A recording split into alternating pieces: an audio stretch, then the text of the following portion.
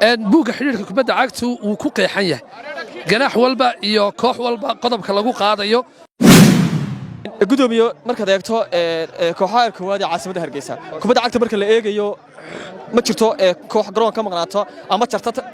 kulankii ay ciyaari lahayd kooxda ay la balansanayd kooxo badan kulamadii ugu dambeeyay horyaalka kooxda caasimadda Hargeysa waxa la arkay kulamo badan kooxo badan oo dhibco la siinayay maxaa kalifay adduunkana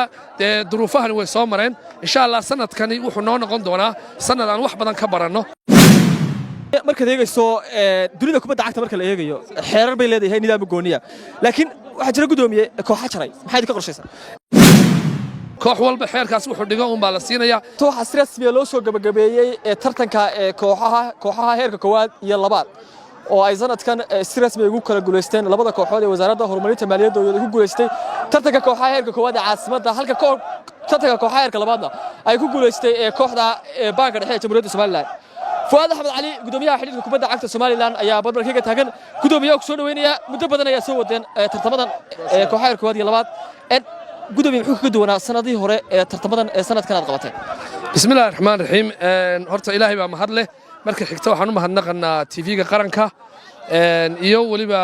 qaybta ciyaaraha ka shaqeysta waxa leena aad iyo aad badma santiin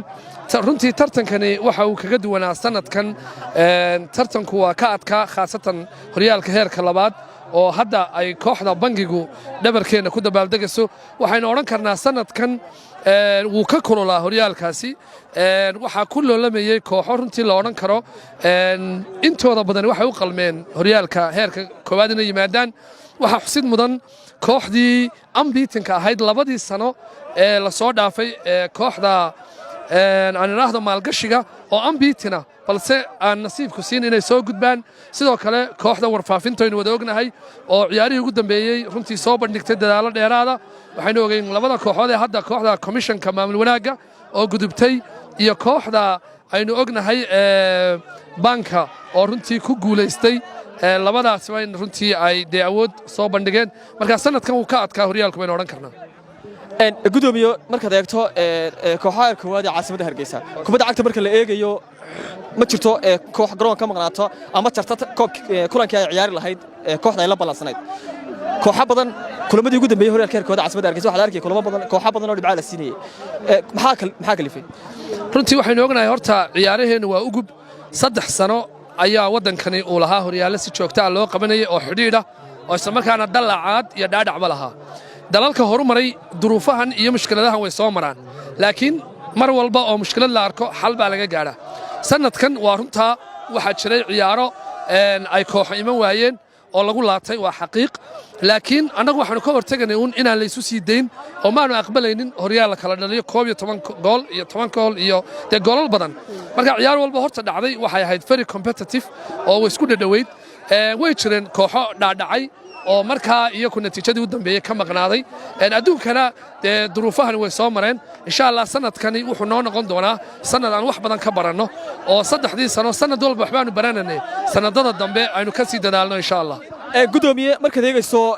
dunida kubadda cagta marka la eegayo xeerar bay leedahay nidaam gooniya walow Soomaaliland inagu ay nahay oo aynu dhici karto in xeerar ka duwan aynu ku xalina mararka qaar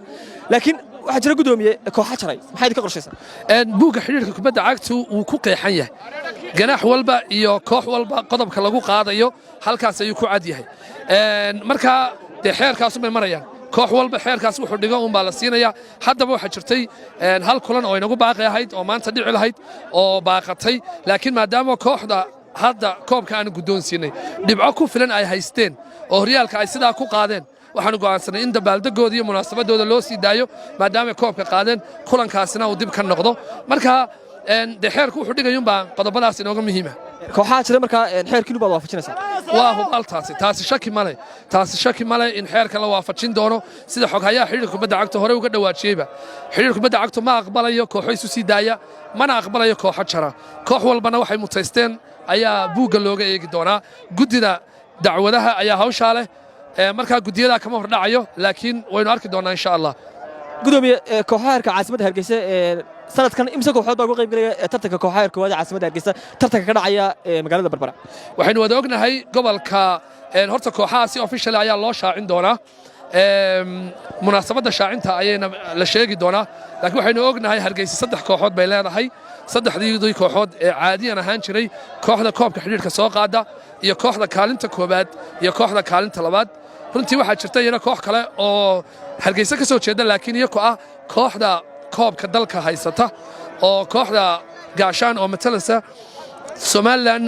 liiga koobaad marka iyagu tigirkoodu waa Somaliland bay ku imanayaan laakiin de kooxdaasna way joogtaa marka haddii taa lagu daro 4 baa iman doona laakiin way jiraan kooxo aan ugu talagalay nidaam kale oo loo eegi doono insha Allah taana kama hor dhacayo